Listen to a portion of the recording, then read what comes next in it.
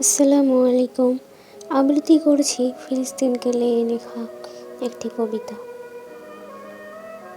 ফিলিস্তিন, এই অন্তরের পবিত্র ভূমি ফিলিস্তিন, কি হলো তার? বোমার ধোঁয়া আর চারিদিকে কান্নার বিন। মায়ের কোলের পাশে সন্তানের মৃতদেহখানি, বুক ফাটা কষ্টে চোখ বেয়ে পড়ে পানি। কানে বাজে শত ফিলিস্তিনির আহাওয়ে হুঙ্কার, ক্রোধে ভরা মন নিয়ে দেখি স্বাধীনতার সংকার।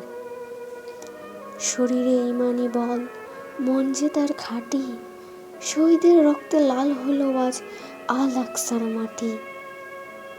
তোমার আমার রাত কাটছে ভোরের আশায় সেজে, তাদের যে ভাই রাত কাটে মৃত্যুর ভয়ে জেগে।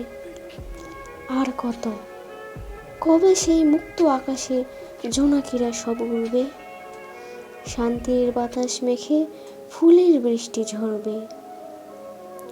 রবের কাছে তাদের এই প্রার্থনা, নতুন করে পাবে কবে বাঁচার সান্ত্বনা। সমাপ্ত।